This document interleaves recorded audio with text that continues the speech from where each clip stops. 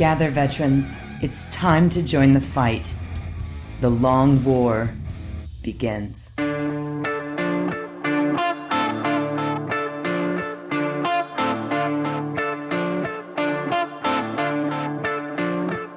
this is The Long War. I'm Rob Bear, and joining me once again are my partners in crime, Kenny Boucher and Wyatt Turk. What's up, guys?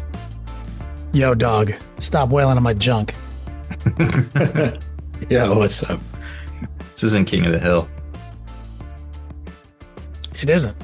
Why would you say that? Why would I need to be reminded that this isn't King of the Hill? What's the reference that you're pointing out? Well, I would like to point out the fact that you guys insinuated that a U.S. Marine Corps fighter jet crashed into my house, and no one even called me or texted me or messaged me to see if I was okay. Yeah, no one even signed up on the Patreon page that we were using to raise money for you. Do I get some of that money? It's 100% for rebuilding your house. That's what we said. If my house had to be rebuilt, it literally is not insured. You don't have home insurance? No, I do. Oh, okay. That's the problem, is it has not kept up with inflation. Oh, so like if a F whatever crashed in your house, you'd be fucked. Probably. It's funny. When we had those canyon fires in Colorado and we had to like evacuate, I was like, please burn my trailer down. Please burn my trailer down. Like, I was like, I would like an ember to fall right on my trailer, burn it down, and don't hurt anybody in the process. Don't burn anyone else. Just mine. I feel like if a fighter jet actually hitting the house would be quite the feat, just because the fact that the trees are so tall and there's so many of them. It would probably be a fighter jet hit the canopy and knock some trees into the house, sort of thing. Oh, that's why you lost power, because it knocked the trees in your house. Okay, so we didn't have all the details. I mean, it was caused by fallen trees. I mean, yeah, we were being a little hyperbolic, but Yeah, it didn't actually hit your house, but it did hit the canopy and caused massive power outage for the Beats Lab. Yeah. For the third time in a month. Mm-hmm. Here I am, just trying to live my best life in civilization and not being able to have basic utilities on a regular basis. Just move up to the Blue Ridge Parkway, man. To Maggie Valley? Yeah. I'll pass. So we didn't have Rob here last week, and we did a terrible job on the podcast. Sheesh. Shout out to having Rob back. Thanks for having me back, guys. We underestimated the news, the power of news, and we found ourselves in a scramble. Oh man, here, you want some teasers? I'll give you some teasers. Next 3 months of the hobby. Yeah, I mean, is this like a table of contents teaser situation? No, I'm just gonna be cryptic and like open-ended about things. What we're about to talk about, we have a whole show to do, including a Would You Rather. This is bonus. So give us the teaser, and then introduce Wyatt for the Would You Rather. It's all on you now. Okay. So big major paint line launch. And what else can I say? Big tournament circuit thing. We'll go with that. Circuit City's back. Got it. Circuit City is back, and more paints in the hobby, y'all. So you're saying we're going to launch more stores that are shaped like the product that they are selling? Yes. Interesting. All the best products are dick shaped. That's true. That is a fact. That's science. Yes. I mean, you could say bottles of paint. They're absolutely phallic. Yeah. Yep. The more phallic, the better the pot. There it is. All right. Well, let's roll out to the Cave of Wonders. Touch nothing but the lamp. Would you rather basketball stop existing or baseball stop existing? God, Man, what's the what's the that's a good one. I mean, or I mean, this is the law of unintended consequences. Like, yeah, but what happens? Like, is there an instead? Is there a No. like? What if you pick one over the I other? mean, but like people are going to know that baseball has been removed. It's not magically never existed, right? People Yeah, will be it just disappointed. Sponsorships will be gone. Like it affects. Yeah, like the people. president will come out and it'll be like, Rob Baer has decreed baseball shall no longer be played. Yeah, we did one of these about like Star Wars once, and I was like, there's the law of unintended consequences. Like I know which one I would 100% rather be removed. Baseball. Get rid of that stupid sport. Like get it out of here. Fucking lame. But now I have to consider the consequences of that action. Everyone's gonna know it was me. How yeah, I much? probably wouldn't be happy with that. How much? God, which is more popular? I mean, it's hard to say. I have to Google it. Because I mean, like they'll keep throwing out that like baseball is America's pastime. Yeah, but it's not. It's the trash. heat death of the universe. It's more popular. Basketball. 1+7 says hockey is the best sport by far. Now, while I don't agree with you, 1+7, what I will agree with is that the style of sport that is hockey is the best style. And that is where you have to stay in motion. There are rules on how to stay in motion that change basic bipedal movement to something different. Rules on contact, and you have to move an object into another object with also another set of rules. So like I enjoy hockey because it hits all those notes, right? You got to be on skates. You're not walking, running, right? You got to use this stick to move this puck, and you have rules on contact, and you got to put that puck in a net, right? Like if you follow those rules of the style of sport, it's my favorite type of sport. Basketball is my favorite sport. If we're gonna go by the World Atlas, this includes the entire world, but basketball and baseball are on there. There are 800 million basketball fans. There are only 500 million baseball fans Worldwide. Yeah. But I mean, like American baseball only has like two demographics, and it's America and Japan.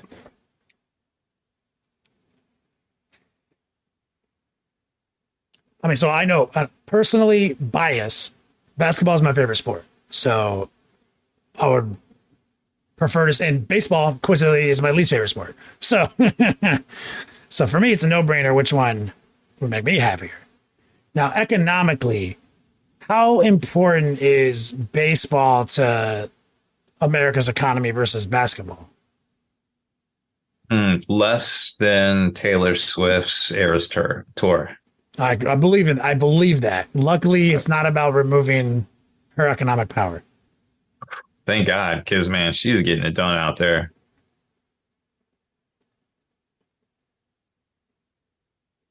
I don't know. We could probably do some Google searches here. And see, I had a suspicion. Brent in chat said, according to Google AI, basketball is more popular in the U.S. than in baseball's third. So even in the U.S., I would.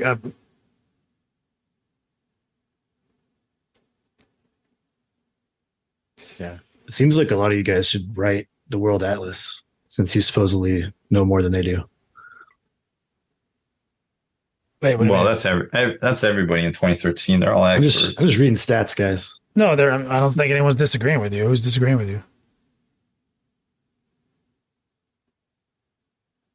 We're saying baseball is not even the most popular in this country, and it's less popular than basketball worldwide.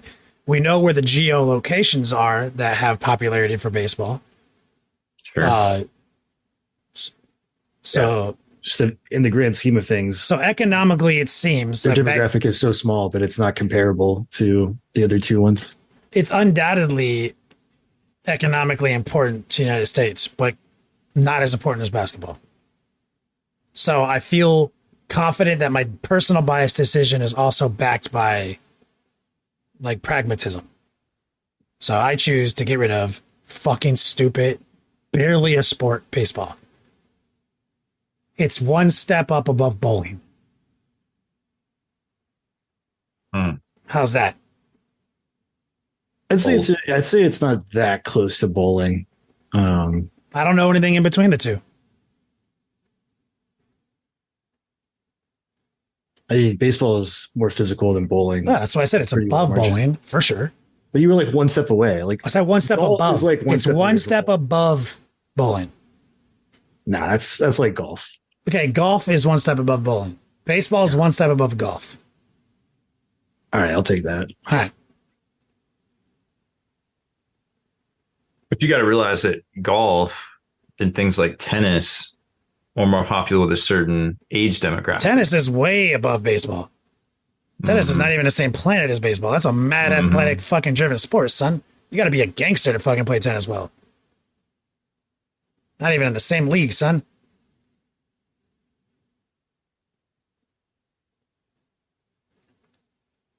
Yeah, it's if I had my choice, I would just probably get rid of them both. To be honest, Wow. No, a group has to be super mad at you because they knew you could have picked the other.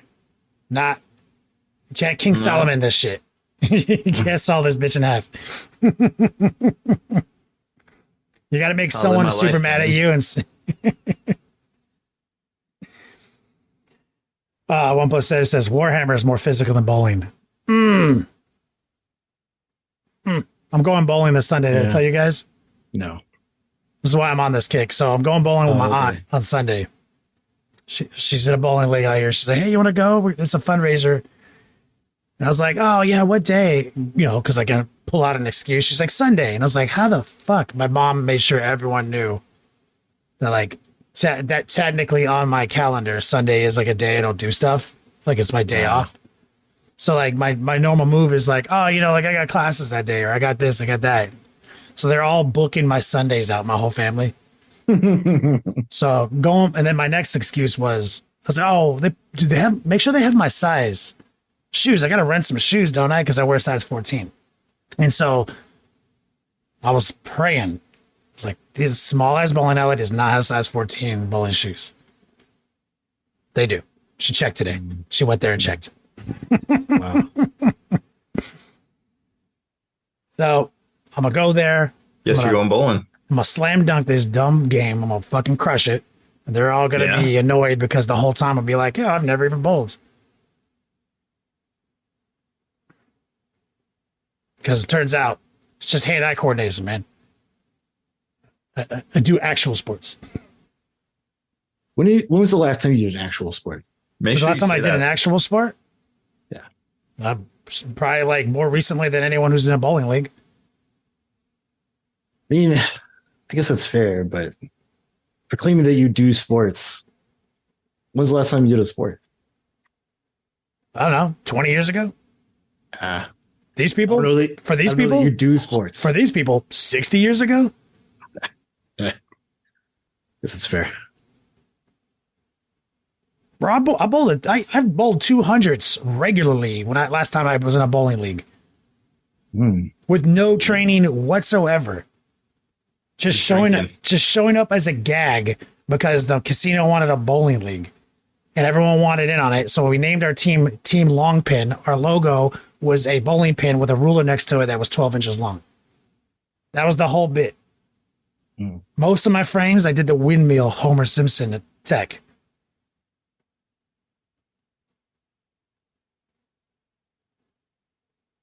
They were like, you're pretty good at this, man. I'm like, no, dude, I'm just throwing the ball super hard at the center of those damn pins, and most of the time they all fall down, dude. These dudes have their little glove, their special shoes, their little dance, and they come up and they like cross their back leg, and I'm just like, shit the fuck out of here. Smash. They're all on the ground. Are you just getting like the 6-pound ball and like overhanding it at the pins? I am getting the lightest ball they have and throwing it as fucking hard as I can. That's my strategy, yes. Did you ever notice how like bowling is directly correlates to cats because all the bowling balls are normal cat weight? Like you got what, 10 pound, 12 pound, 16 pound, 18 pounds? Yo, if you got 18 I don't pound think those cat, are stop feeding it. normal cat weights. Huh? I don't think those are normal cat weights. 12 to 14 is probably probably healthy cat weight. That 16, seems- 18, It seems like a little chonker. might want to stop feeding your cat as much. Yep. Kara Quinn says Kenny scores in 2 digits. Watch. Maybe I do. Maybe I'll stand corrected. Uthi says you're gonna get smoked by some geezer who's been, and I love his phrasing, who's been playing bowling every day. Solid phrasing. I love the qualifier. Playing bowling. It's just a fucking game. It's not a sport. OnePlus says, yeah, last time I was in the bowling league. The first and only time so far.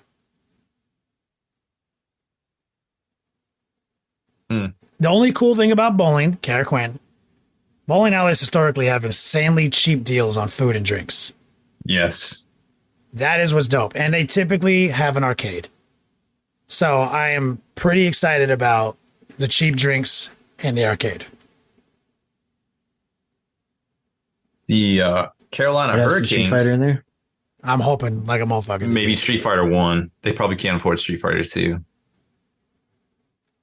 Fuck it. That's really old. That is. I'm hoping they have a Street Fighter 2 cabinet. That'd be tight. No, Street Fighter 1. No jumping. All right, it says Zero. stream it. Yep. Rob, what do you pick? You pick baseball? No, both. Okay. Shadowrun. All right, yeah. Enjoy your Okay. butthole spiders. Wouldn't be the first time. All right, table of contents. We got news. We've got Rob actually came up with a great topic for the meat and potatoes. He was talking about armies. He was talking about their presence, what has actually happened since the last, or our Oh, big yeah. nerf. Now that we actually have some data to look at. So stay tuned for all that. Let's kick it over to Rob so he can lead us in. I'm going to go with T-Rex news. I don't like T-Rex. T-Rex news. Speaking of T-Rexes, Jurassic Park coming to Magic. And there's a gathering. Let's get some Jurassic Park cards here. Yo, I'm actually excited for that. No, you're not. Stop. My favorite dinosaur, Triceratops. Let's go. Everyone's favorite dinosaur on 3. It's true. I saw someone on TikTok who said that. She's like, I went on a date from Tinder, and I asked him what his favorite dinosaur was, and he said, I don't really have one. So I left that date. Like I got out of there. That's a psychopath, right? Like I was like, Have you seen the new trend where people are asking their guy like how often they think about the Roman Empire? oh, I have. That's just hilarious. Yeah. Don't ask Arthur. Jeez, that is a can of worms. I'd like to say I'm above that, and then I'm not a stereotype, but like saw it like 3-4 times a week. Yep. My parents are literally rewatching Rome right now. Hmm. My dad brings up Roman politics twice a week. On the ham radio? No, I wish. To me. Hmm. It's like, well, in Senate, this is what they used to do in Rome. And then there's, oh my God, Dad. Did you tell him he's like what's that insurance commercial where you're like, you're becoming your parents? He's basically like, Oh yeah. He drove me. We went to like a restaurant last night. And then he's like drives around town. He's like, look, this is the park. This is where they do this. I was like, Dad, literally every time we get in this car, you do this. he's mansplaining you. Like you're taking me on this journey where you're pointing at all the parks, all the places that things happen in town. And we do this every time. He's like, oh. He's like, well, my dad did that too. And I was like, oh my God, it never ends. So then I just made fun of him for like 30 minutes because he pointed out that the water tower was fake. And I was like, I bet that'd be a sick antenna for your ham radio, knowing it would trigger him because earlier that day he told me that height doesn't matter on antennas and that's a myth. So I knew it would trigger him to insinuate that super tall fake water tower would be a dope antenna. to see what's happening to me now?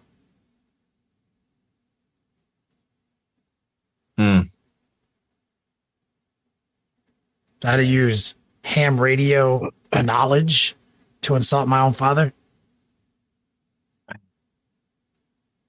Oh, It's how one the of mighty have the fallen. wildest comments I've seen in a long time.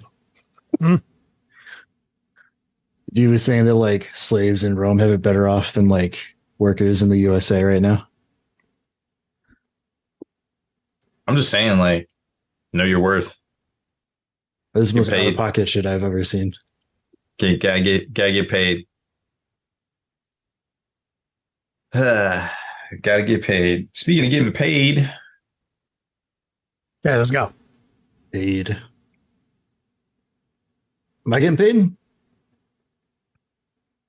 yes, we did that already. Yeah, Rob, but I want to get paid again. you just didn't Well, lead into the news. We gotta get more money. We need more money. It's the secret to life, yeah. Am I not getting more paid money. because an F-35 crashed into your house? No, It because is it cutting didn't into your happen. Horseshit, Yeah. dude. This is horseshit. All right, what's the news? Yep, that's it. I did not get plane crashed. The news is we need money. This just in. Much like everybody else in the world. I received a survey from the U.S. Department of Commerce today, where they asked me a bunch of incredibly specific questions about how the revenue for my business was in the past couple of weeks, and if I was planning on laying anybody off. I think that's the same questions reworded again for the next 6 months, like what I projected.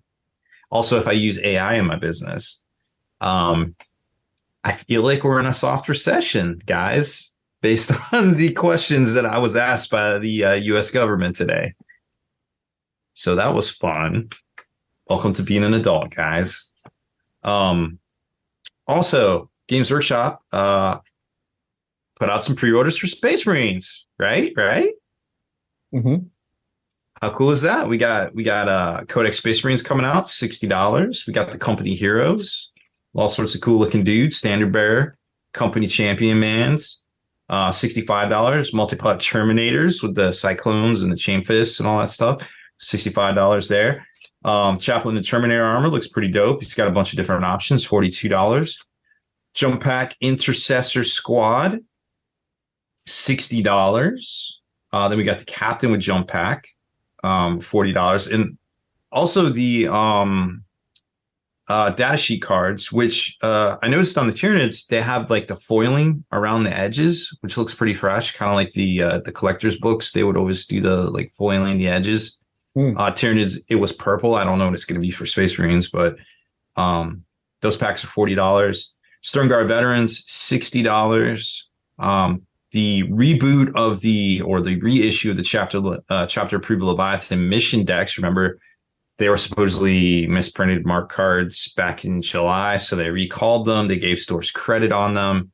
They're back after 3 months, so maybe that's an indicator on how long it's going to take them to put Legion Imperialis back out, because supposedly there was a big misprint with the book.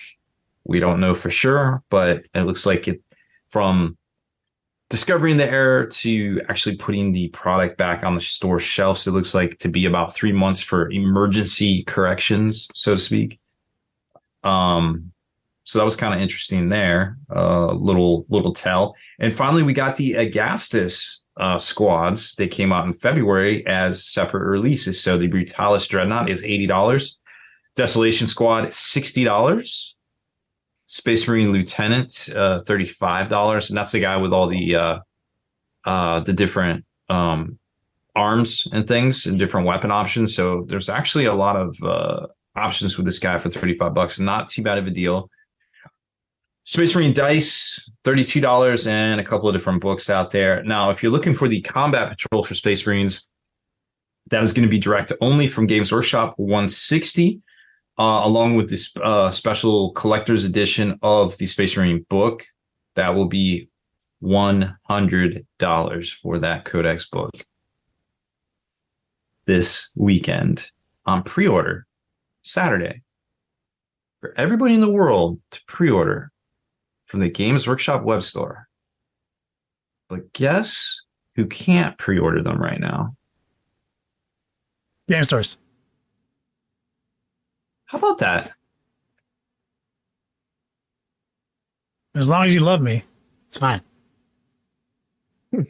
Why do you think it is that GW did a 2-week pre-order for the Space Marine release?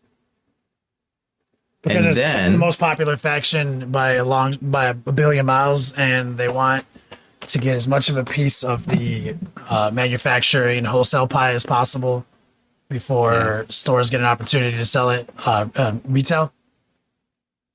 But normally they do a 2-week pre-order for things like Leviathan starter or made to order stuff.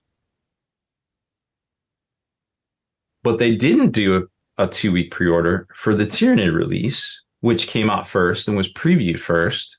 Yeah, but Or the player population of Tyranids is like less than a quarter of the player population of Space Marines.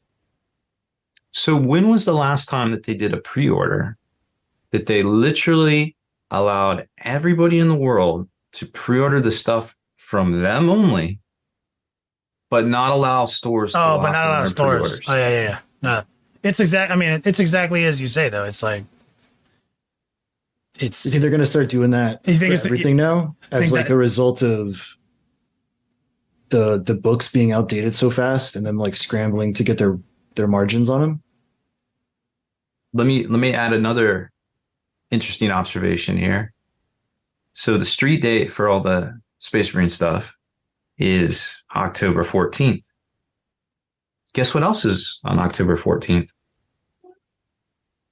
Saturday? I don't know what. Yeah. US Open Tampa Oh, is on October 14th, that weekend. So if I had, and I'm just hypothesizing. U.S. here. Open Tampa. That's the GW event, right? Yeah. Say I'm a company and say I have X amount of product and I'm like, oh gosh, I need to have enough product for my web store, my proprietary corporate stores, my peasant local game stores that sometimes we give stuff to lately. And oh crap, I got this big event coming up that I don't really make any money at, allegedly. Oh, so you're saying you're Right. gonna be able to go there and buy a bunch of these new releases there? I got 4 places I need to have product. So is this one of the 4 so wait, places? wait, hold on. So I have trouble believing that they specifically set the street release date of this to coincide with the tournament, because as far as like how much money you're going to make on selling stuff there, it's like a pittance. Like it's not even like a percentage of what they're going to be making globally on all the sales. They simply can't bring enough product with them. Like what they bring with them will probably sell out, but they're not even going to bring enough for like every attendee to be able to buy one of each of those new products. Mm-hmm. Like they just simply can't. So that doesn't make sense that they would set the street date to coincide with a tournament so they can make a huge profit on sales at a tournament, because they're just not. But what if they don't make any money at these events and they have to look like they're making money at these events? What if, and hold on, before you answer, like a tax thing, like they're No, trying to no, balance. no, no, 'cause, no. like, before you answer, Well, just let me. Can I I want want to to throw paint a my. I want scenario to throw here. my. I think I've gotten enough information from you that I can fill the blanks on the Wheel of Fortune thing. So, what if there was a guy who really wanted his event to seem more profitable than it was involved,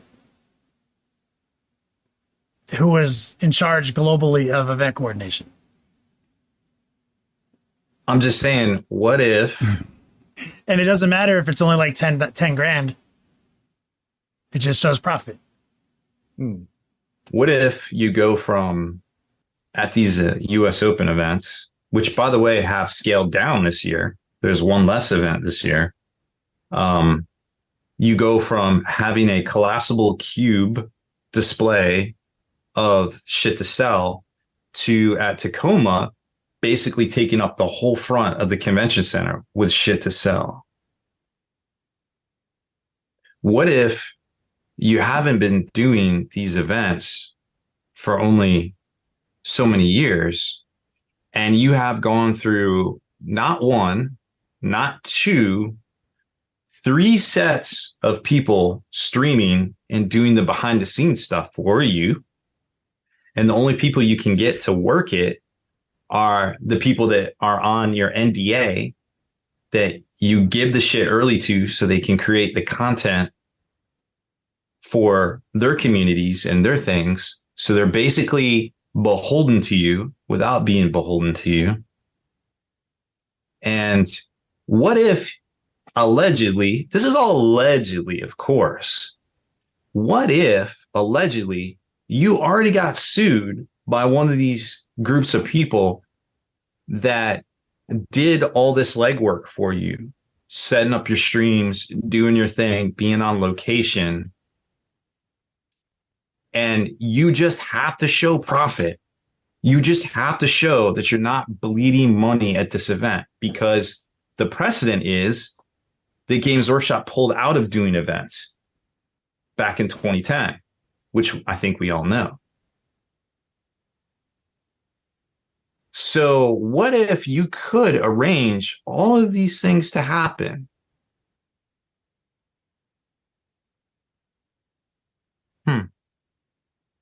Because I like it. I endorse we've never this. seen a 2-week pre-order for just a generic faction release. We've never seen game stores. It's almost like not they had being able to, they had to kind of like push it just right. not being able to. So we've got 2 things that we've never seen before, guys.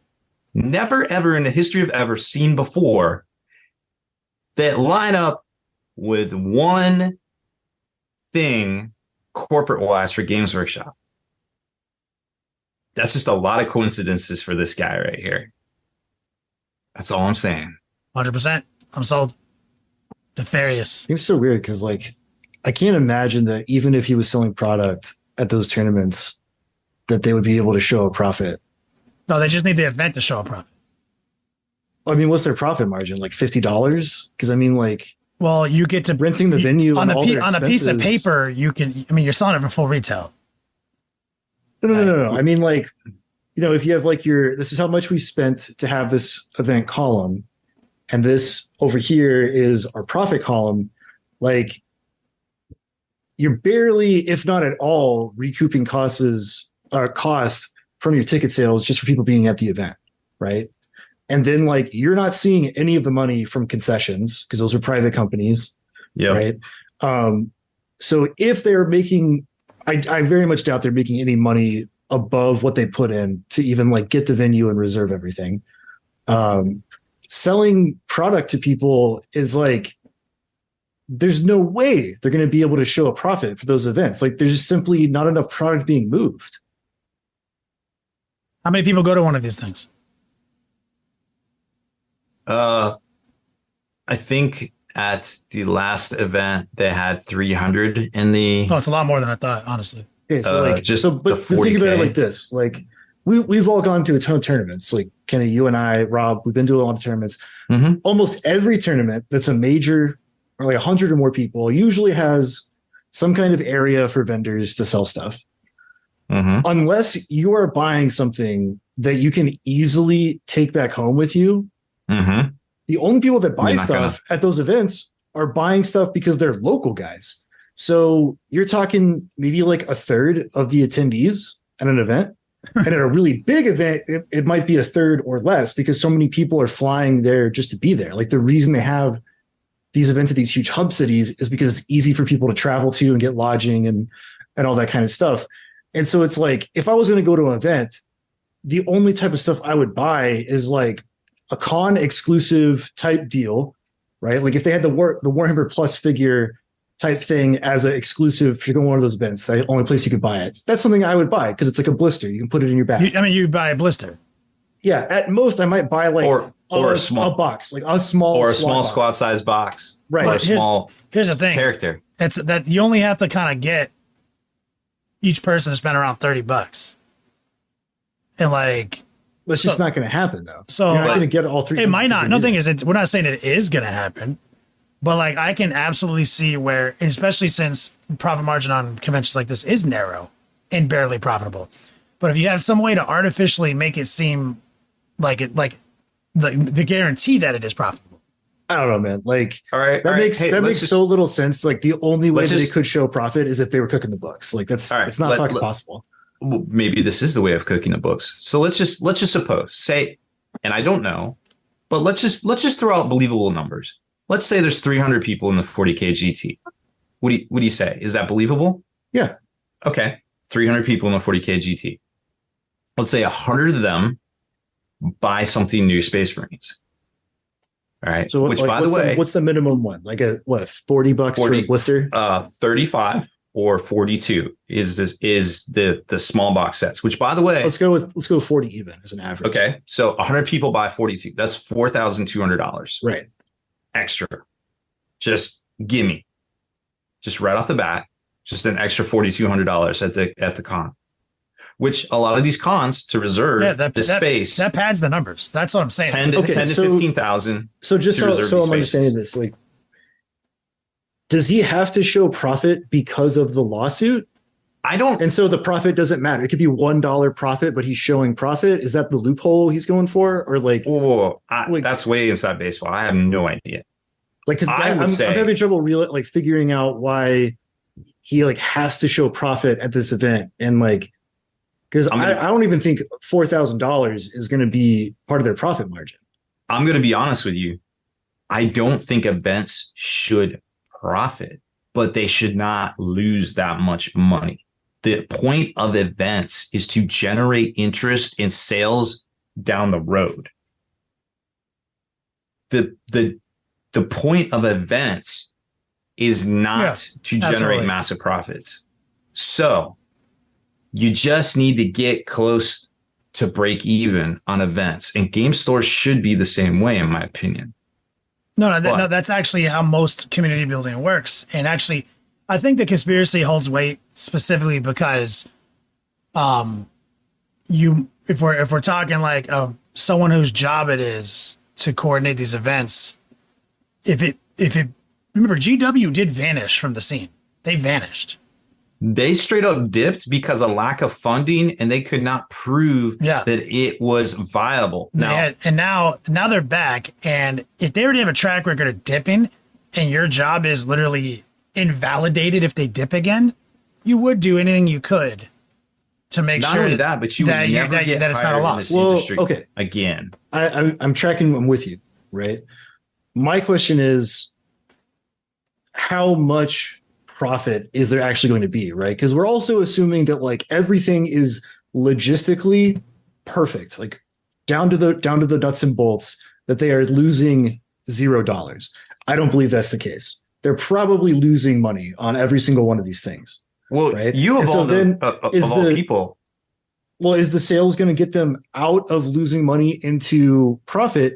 And then like, what's the profit? Because if it's a shareholders thing where like you have to prove to the shareholders that these events are viable and good for the company and profitable, like it's got to be more than just making $4,000 on, I don't know, hypothetically like a $60,000 investment. It is more. It is more than that, Wyatt. It's But it's also no, not in that sense. It's got to be way more. It is way it's more. Not like that's just one thing. That's a convenient side effect of this. The other thing is that they're throttling game stores from access to pre-sales, and they're harvesting as they've been doing as a trend. And I think this is scary because there's more than one benefit to this. More than one person in this business would benefit from this on a political level, but also financially. The 99% of this financial decision comes from the fact that they're harvesting their manufacturing rate, right? We know that's what they've been doing. It's scary because is this how it's going to go? Is this like the game now? Is the game now going to start looking more and more like this? Well, I think it's a lot of coincidences happen at once. The fact that game stores cannot even lock in their numbers right now, and GW gets the luxury of selling this stuff all the Space Marine releases on their own web store ahead of stores knowing that their numbers are locked in. But they told game stores guys, hey, don't worry, there won't be any caps. We've got plenty of this stuff. No cap. Just like Leviathan, everybody. Okay, they got plenty of it. Should we withhold judgment on that until it's either proven true or false? I think we should wait and see if next week, if they cap game stores, or if it goes like it did with Leviathan, where day one, all the stores that got calls got what they wanted, day two, and then day three, and then it went downhill from there. So what's the agreement? Stores get to put in their numbers like a week early and not 2 weeks early, or they don't get to put in pre-orders, period. So as it has happened since the current age, stores would always get to put in their orders before Games Workshop. Now, recently, as early as a couple months ago, some stores would not get to order until Monday or Tuesday after the stuff went up for pre-order on GW sites. They can make pre-orders. They would be able to make pre-orders roughly around the same time that the stuff went up for pre-order on Games Workshop site. This is the first time that nobody's been able to pre-order the stuff before Games Workshop put it up for pre-order on their website. Okay. So there's a sketchy, unprecedented thing here. Correct. They will. What? No, he's saying currently at this moment they are not doing that. No game store knows what they're getting for the Space Marines until next week. Okay, so they will be able to make pre-orders before retail release, and they have been told there will be no limitation, like there are no caps to what they want. What they were told this week is that there will be no caps to the Space Marine release. Okay. They were also told that for Leviathan, which proved to be false. Okay. That's what I'm wondering, because like one thing is it's kind of okay, and then the other thing is like super fucked up. So it's like if your store is going to be allowed to make pre-orders before the retail, like before shelf date, and you will not have caps, it's not necessarily a bad thing for the stores because you're going to get all the stuff. But if they told them there will be no caps, and then they're like, Uno reverse card, you will be getting capped, like that's super fucked up. Traditionally, that is what has happened to some stores. But we don't know what's going to happen yet, 100%. Okay. Also, something to keep in mind is there's a lot of folks out there that have to know they're getting the item. So, in theory, there is a percentage of people that will order from the Games Workshop web store because they cannot, they do not have that guarantee from their game store that their game store will get those items for them. Even though they might, I'm just going to order from GW so I know I'm sure. Oh, that's weird. Because remember, if you order from the games, to summarize, this is kind of like what's been happening, except there's a couple new factors. They're not allowed to get in on the pre-order window as they had in the past. It's a longer pre-order window, so they lose out on that first week. So they're like a week behind, right? So normally they're a couple days behind, not a full fucking week. Right, because they usually get like the Monday right after the announcement on like the Friday, right? I would say smaller volume stores pre-order on Monday, but generally every game store that's has a good rapport and has healthy stock levels, gets to order before the stuff goes live for pre-order. So you get before or slightly after, and this is a week pushback. So a week. Yes, so we have a week of us doing pre-orders through GW, and then they get to do their orders, but they don't know what they're going to be able to order, but they're being told you'll be able to get as much as you want. But a week after, we let everyone else fucking buy it. So that's new. That's a new thing that is definitely upsetting for game stores, and I hope it doesn't mark a new trend. There are some other coincidences that line up with it, like that you've mentioned, and even if you don't want to say that's a valid coincidence, there is a certain amount of product that is going to have to logistics wise get allocated to be put on a truck in truck down to Tampa ahead of all this. So there's a certain amount of product that already has to be like, this product is going to this event. Do you have numbers on that, or is this speculation? No, this is just speculation. Oh This is just logistics. Like, Yeah, I mean, like that has to happen. That's not that just has to happen, because you can't just UPS a convention's worth of shit to Tampa. Well, it's GW. They fucking might. They might overnight FedEx that shit. They've done it before. Let's be real. That's just silly. When it comes to wasting obscene amounts of money on logistics shipping, Games Workshop is like, I get off on that. That's their thing. I don't know. They got to write it off somehow. I don't know. Dumpster wars, baby. The shit they do. Ooh. But also something to keep in mind too is, you know, that logistics component of it, right? But fuck, what was I gonna say? The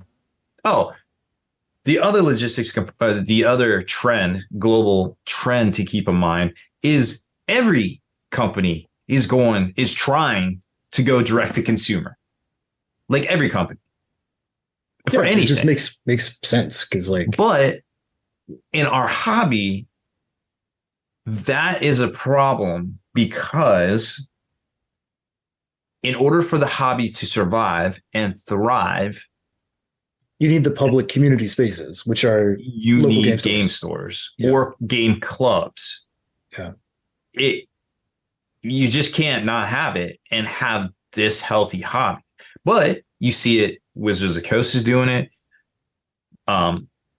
Ravensburg with Lorcana, the hottest fucking thing since sliced bread. The Disney CCG is, they took people's money without even telling them when they were going to ship them Disney cards, and people were eating it up. Like, dog, everybody's doing the shit. So I don't know what to say. Like, also, I would like to point out, I mean, like, there's only so much that, because so like, this is like a community social issue, right? Like, this isn't something that we can write your congressman about, or like your mayor, like whatever it might be, right? This is not a law-based thing for people to come together about. This is like a social kind of issue. And there's only so much of this we can control, right? Because sure, like, for every X number of people that go to a game store and that's their like social space, that's their hangout area, that's their community space, there is a larger number of people that simply buy into Warhammer products that don't care about that stuff, which is where the brand zealotry keeps GW going. So it's like, well, we're going to make the money anyways. So why do we care about, you know, Frank and Tim's local game store? Because we don't get much from in the first place. well, yeah, and there's some truth to that too, because, you know, I was talking to one of the Dumpster Wars guys today, because he hit me up. You're gonna love this, fucking Kenny. You want to show a picture to the class? Can his code name be the Godfather? Sure. So he hit me up. He's like, "Yo, dog, what's He's like, "What's this shit? Is this any good?" And I'm like, what did he say to me? He said, "Can you tell me anything about the Warhammer playback stuff?" I'm like, "What? What are you talking about? Playback? Warhammer playback? Playback? What are you talking about, dog?" And he's like, and he starts sending me pictures. Here, I'm gonna copy this and put this into chat here. You'll never believe what this shit is. Did he send me a picture of? Here it is. Remember all those? Here, I sent. Standing by.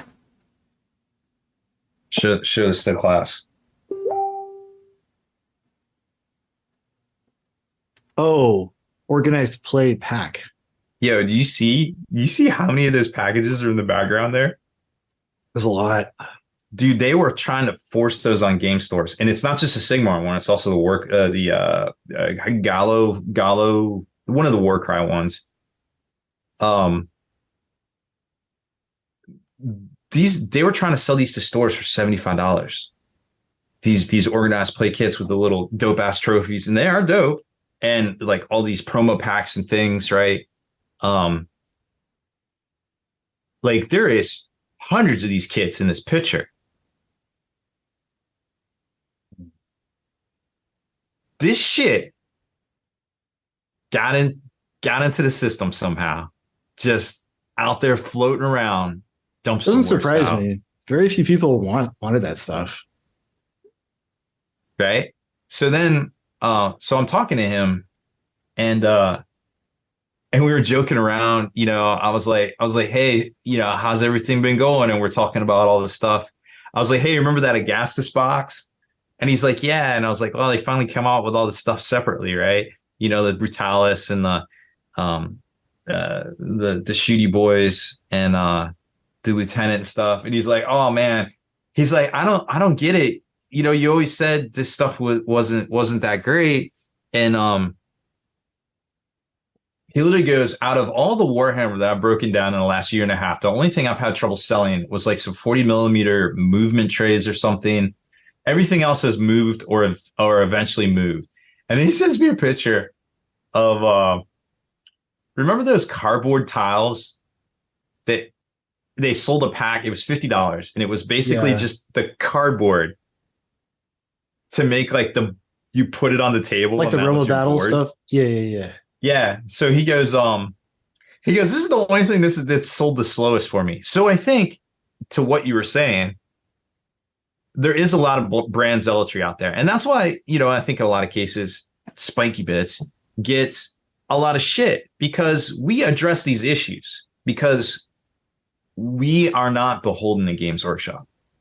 And I have these contacts to where I talk to these people on a daily basis. Yeah, you broke Dumpster Wars.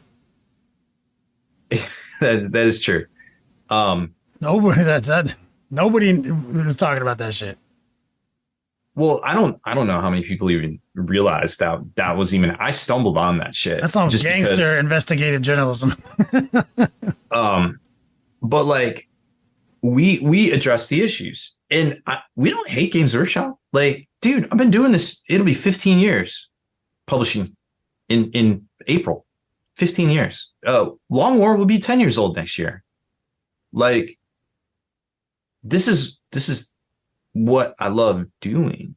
But I also feel like people need to make an informed decision and not be lied to. And that's why I get so passionate about when Games Workshop goes back and literally edits their articles to rewrite the truth about things such as Warhammer Plus.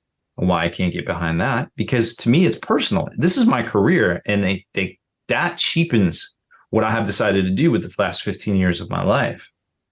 So yes, there's a lot of brand zealotry out there, and there's a lot of folks that are just like, yo, GW can do no wrong in my eyes, and I'm just going to keep buying from them. But the last point I want to make is that everybody that pre-orders, that decides, you know what, I gotta know I get this Space Marine stuff, I'm gonna pre-order it from Games Workshop this weekend ahead of my game store being able to 100% supply me with this product.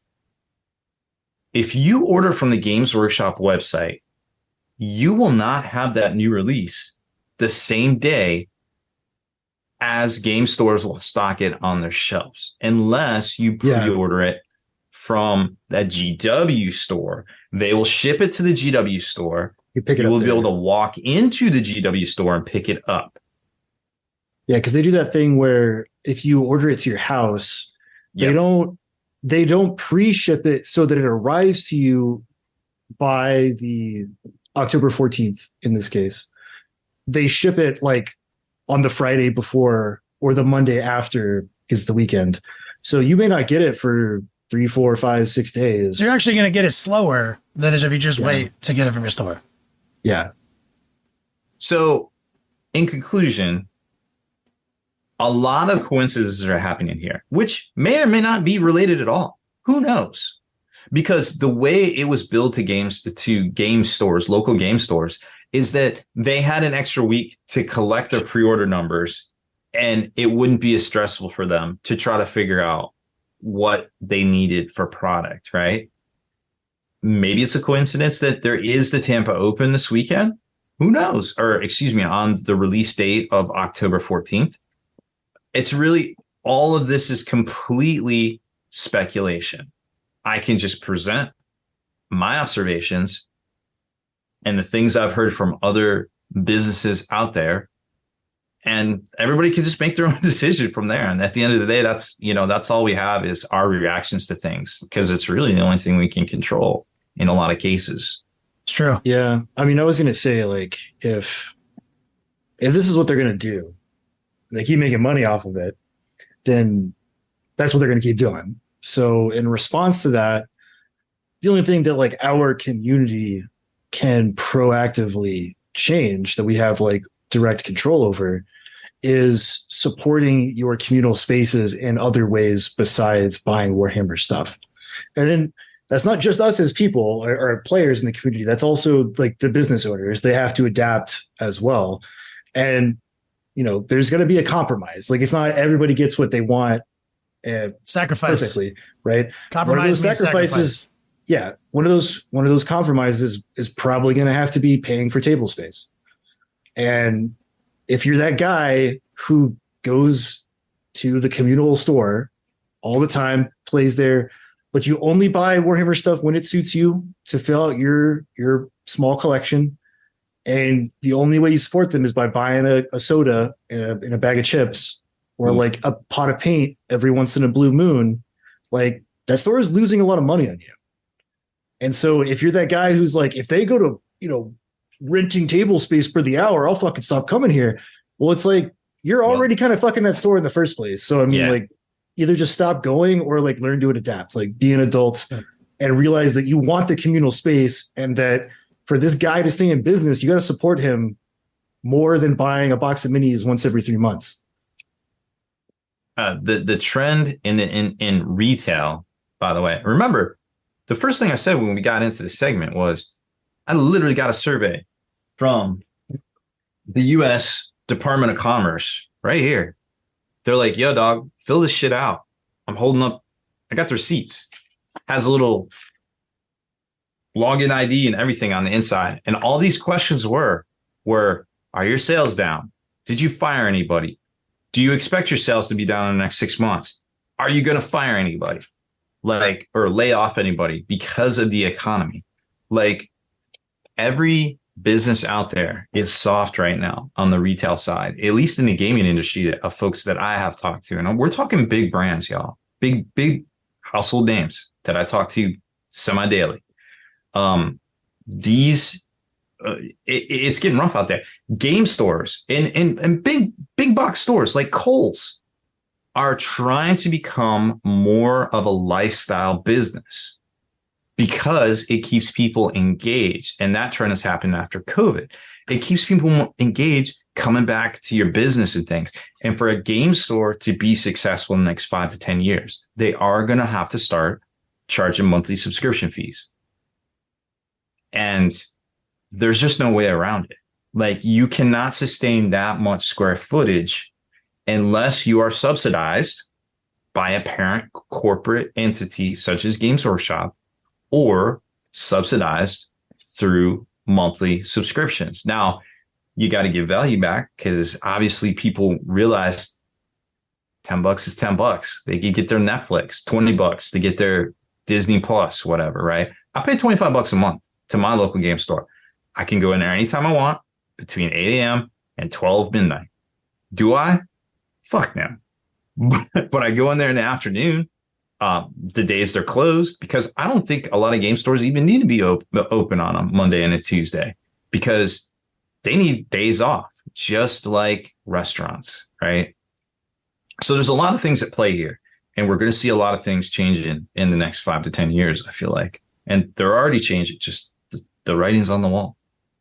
So again, just vote with your hobby dollars, because, as is always the case, but people have we've been saying that for 10 years. I think you just mentioned that. So you guys are failing. So like, we keep whining about GW cutting out our stores, but we keep going to GW's website and pre-ordering and not being patient and going to our stores. Think about that. Like, sacrifice. Go without. KR Quinn, I know we don't normally call out people during the actual recording, but he's like, even GW stores close on Monday and Tuesday, and they do. Yeah. They do. All right. They do. let's take a quick commercial break. Let's hear from our sponsor. And then when we come back, we're going to talk about the game as a whole. BaronofDice.com, the official dice sponsor of the Long War podcast.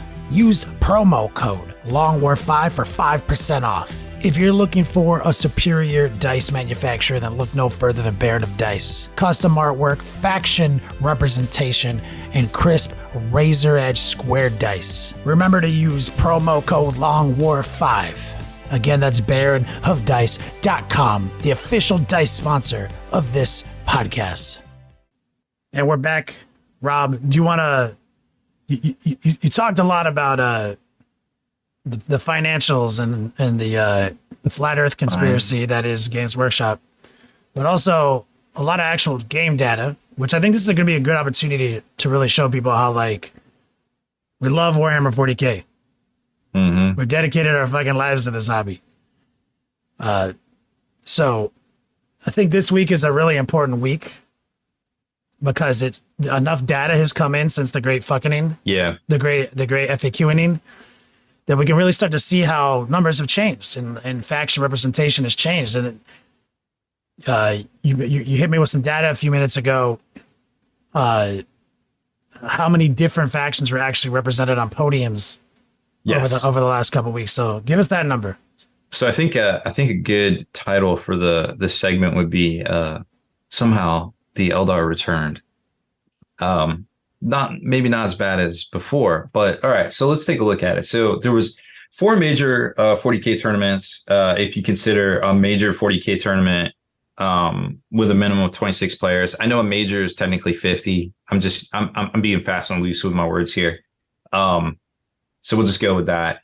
There was 20 different factions, which is also kind of weird, that placed, because if you think about it, there's technically between 23 and 26 factions in all of 40K, if you count Codex books, and we don't necessarily know what Space Marine factions are going to get actual books yet. We knew Dark Angels will, so we assume Blood Angels, we assume Space Wolves, and we assume Death Watch. So I guess that puts us at 25. Anyways, so roughly 20 different podiums. And if you look at it, the Eldar, and if you consider a podium, first, second, and third, right? Eldar got 8 spots over the weekend, with Chaos Demons 5, Chaos Knights 2, Drakari 2, Tau Empire 2, Astra Militarum 2, Orcs 2, blah, blah, blah, blah, on down the line for 20 different spots, with Custodes, just by pure alphabetical luck, with only 1 podium, which is really interesting. And if you look at the win rates, last updated today on StatCheck, Eldar has a 57% win rate. Leagues of Votann, 56%. Now remember, GW said, yo, we're trying to hit that sweet spot between 45 and 55%. Mm-hmm. And here we are with Eldar. I mean, they're only 57%, guys. But they were like in the 70s, right? 76, they were 78% some weeks. So they're almost within that zone right now. Yeah, it's getting there. Wow. And then how many people played Tau? Okay, so Tau was played by 57 players across over since the balanced data sheet. Okay, across how many events? 3 weeks worth. So you're talking like 1 guy per tournament at that point, right? Like 6 games a tournament. Yeah, that's really just like 1 or 2 guys. So it might just be like the OG Tau Mega Brains. Let's see. Hold on. Let's take. Well, I mean, there is something to be said for that, because we talked about that before. That's literally that's like 3 people at the most. So 4-0, according to this, at 4-0 starts, there was 7%. So 7% of those 57 people. So that's, that is like 3 people. Yeah. You got I feel like that's a stat that is constantly missing from the The win So, rate so statistic these three discussions? people went from 7% though. 3 to 7. They went yeah. from like 3% win rate to what? uh 55%. I mean, it's still a big fucking deal. Anyone. It's Yeah, still a big I mean, deal. like that has to Yeah. do with the balanced data slate, because it wasn't just Eldar that was affected, right? Like in these discussions, people make it seem like the only thing that was affected by the data slate was nerfing Eldari, but every faction got adjustments in some way, shape, or form, and because Eldari got bumped down, where now it's actually more of a fair play environment against them, that gives rise to other factions where it's like, well, I had my Tau on a shelf because they were doo-doo dog water. But with combined points changes and Eldari not being so dominant, now I feel comfortable taking those two events because they do work against factions X, Y, Z, so on and so forth. And then Eldari is still a hard fight, but I feel like it's a fair play game. So those guys that are like the OG Giga Chad Tau players that really know the ins and outs of them can come in and be those 1-2 guys in an event, but they still do really well with their win rate. So I think a noticeable, and I agree with you there 100%. Something noticeable here is that on these rankings, there's 28 different factions in here, 28 individual factions. Of those, 20 had first, second, or third placings. Of those, only 3 are below the 45% win rate: Custodes, Boo, Drukhari, Blood Angels. And only 1 technically is above the 55% win rate Eldar. with Eldar. Yep. And they represented 8 finishes. That's and also they had hard 8 to- finishes this weekend. The other thing that needs to be included in that discussion is that it's also hard to parse what these armies look like beyond their faction name, because True. something that people have been clamoring for in the past couple of weeks is like, well, these people say it's a Drukhari army, but Right. it's like mostly Craftworld Eldar, maybe a couple of Harlequin units, and then Drukhari, but you're able to mark it as Drukhari, right? Same thing with the Dark Angels, Blood Angels, Grey Knights, Black Templars, like 5-6 separate Space Marine factions. Like you can go to an event, you can write Space Wolves as your faction, but you're still using the Gladius Task Force, and you're still using the majority of the same units that every other Space Marine player is using, with the difference that you have access to like some Space Marine characters. So it's like that data is inherently skewed. So there's not like that many total factions, right? So if 20 podiumed, and let's just say like 5-6 of those were Space Marines, but they're listed differently, that adds to that total faction count, when in actuality they're basically the same faction. Mm-hmm. Yeah, we know these statistics are the best we have, but they're still flawed. Yeah, I mean, there's it's hard to drill in without all the information, but being able to grab some information is better than no information. I mean, you said you were looking at those finishes though, so we know it's the Space Marines are the thing. Like, look at you said 8 Eldar. Go down that line again. All right, hold on. Let's take a look here. Yep. So 8 Eldar, 5 Chaos Demons, Knights, Drukhari, Tyranids, Tau, Astra Militarum, Orcs, Chaos, Votan, and Templars all had 2 spots. And then from there, now we're at half. So now from there, 12 other factions had 1 placing. So list those off real quick. Just do it. All right. T-Sons, Death Guard, Blood Angels, Knights, Space Wolves, Grey Knights, Death Watch, Gene Stealer Cults, Necrons, and Custodes. So there's only 3 Marine. There was only 3 Marine listings. So We got Templars, Blood Angels, And Space Wolves, Grey Knights, Death Watch. No, those are not Marines. They have their own. There's a completely different set of rules. Like the 3 that I'm holding up can all technically play in the same army, like perfectly. Like they use the same. They share the same army detachments. You can all play Gladius Strike Force. So So you can take. So we don't know what their army rules were. They just claimed they were Templar, Space Wolves, and Blood Angels. Just like I would. I would play my Blood Angels and claim they were Blood Angels, even though I would be playing a Gladius Task Force. 100%. Now, I bet the Templar were playing Templar. For sure. So this isn't as skewed. This is still not that skewed, even with that information. Like this is, so it's still at least like 18 unique instances ish. That's a completely different statistic than I actually thought. I did not think it was going to be this spread out. Did you, Wyatt? No, I don't think anybody did, and I definitely don't think anybody 3 weeks later.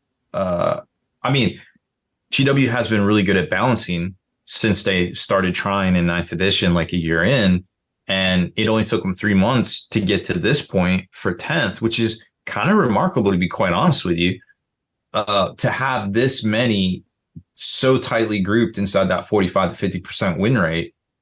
It's kind of ridiculous. Now, you could, at face value, based on the information we have, make a couple of inferences. Now, are those inferences correct? It's hard to say. But looking at the data we have, you could say perhaps that Custodes got nerfed too hard. Yeah, they need something overcorrected. You could also say that maybe Votann got too powerful. I think that's just like, we need to wait and see on some of that. So when I see, so when I'm looking at this meta overview thing, right? If we're looking at event wins since the balanced data slate, we're seeing an equal number of event wins for Eldari, Chaos Space Marines, and Tau Empire. So we knew that Chaos Space Marines had a solid dex or index. And then Eldari was nerfed. So now Chaos Space Marines are coming up because they also got some points changes, some benefits. Tau got some point change benefits, and now they're not being oppressed, right? And then we're seeing like Thousand Suns, Votann, Deathwatch, Chaos Knights, and regular Space Marines. And then you have to imagine that a smattering of other people are showing up in the podium, not just event wins. We need more time to figure out if some of these factions were overcorrected with points or rules, because there wasn't a whole lot of rules change. Remember that. Like there was only a single sentence Eldari change in the balanced data slate. Everything else was points. So we got to see if it's like, is this just people aren't ready for certain things to storm back into the meta, and we got to like shake it out before we see what's going on, right? Absolutely. Because like, as an example for your Votann stuff, right? Like internally, we've been talking about some stuff in the team where it's like, we could do some wacky shit with Votann where you're like, I'm going to bring like 3 or more units of bikes and like 6 Sagittars with units inside of them and characters on top of that. That whole army has like Scout Move 6 or Scout Move 9. And they have a bunch of units that are hard to dig out. And then when you start trying to dig out the units inside of Sagittars, the, for lack of a better term, action economy can be really bad. Like if you only have a handful of units on the table that can deal with armor, and I have 6 Sagittars and the units inside, you just simply don't have the number of activations to deal with a list like that, right? And you can put that archetype in across a number of different factions, not just Votann. That's an example of like Votann were non-existent because points were bad and these other factions were so dominant. Now the dominant factions are toned down a little bit, so it's more fair play. And you got points decreases, so your army became much more efficient. And you can just storm back in, and it's unexpected. People aren't expecting that sort of thing to happen. So their lists are not prepared to deal with those type of threats, those types of list archetypes. And then as time goes on, people will, and then that'll shake out. So you just have to wait and see. And I think, I think another conclusion you can make from this data too is we're 3 weeks in. The first week was a mixed bag of old too many tournaments with rules cutoff problems. Yeah. GW obviously knows this because they update the balanced data slate once every 3 months. So us being like, 3 weeks in is kind of, stupid, or anybody on the internet, because we just don't have enough information. No, But we have enough information to have this kind of conversation, not to have another FAQ. Sure. Yeah. But also, Like- if you look at, is it working? Obviously, it's working because we have this type grouping. Currently, Death Guard- it appears to be working. Yes, Death Guard is up to a 47% win rate. And they were the laughing stock of 40K for 3 months. You got Votann shot way up, sure. Yeah.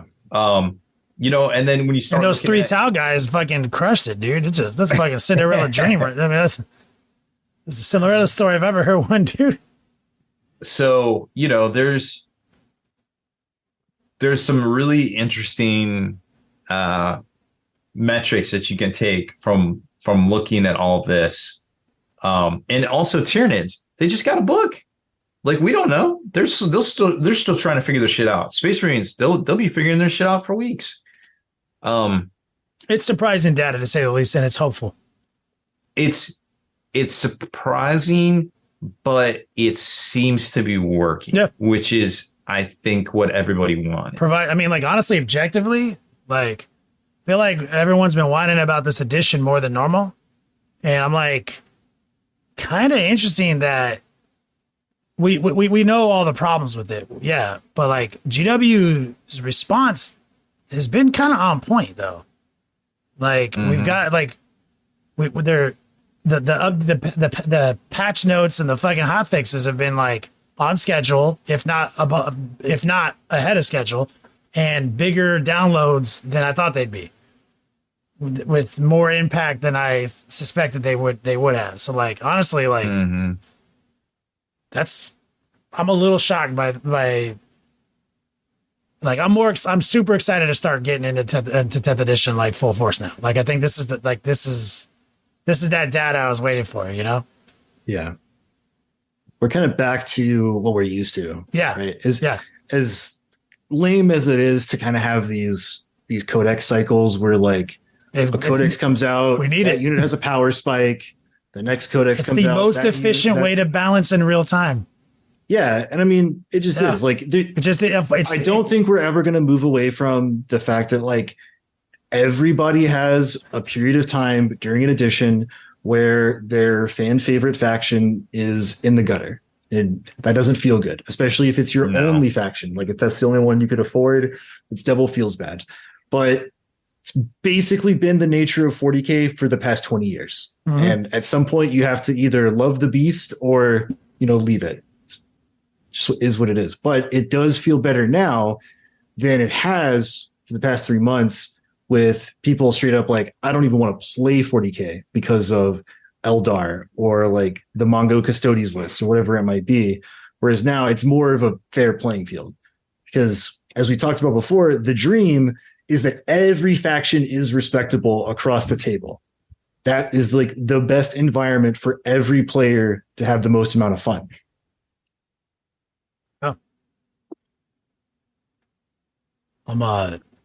I'm excited as a motherfucker now. I'm ready to go, bro. I'm gonna drive down to, or drive up to North Carolina and have a game with Rob. Make sure you go through Maggie Valley. I always do. Don't do that. I always do. No balls. All right, good job, guys. That was a good show. We covered a lot of topics. Let's think about shutting it down. We gotta get Rob to bed, so he doesn't turn into a pumpkin. Is that a colloquialism that's gonna hold up in 100 years? Probably not. What? You're gonna turn into a pumpkin? I mean, it's basically 100 years old at this point. You would know that, wouldn't you? He was there for it. No. Cinderella is a fairy tale. Before. How would I know that, dude? I just know. Disney. I just know what's happened in my lifetime. How are you saying your lifetime is different than mine?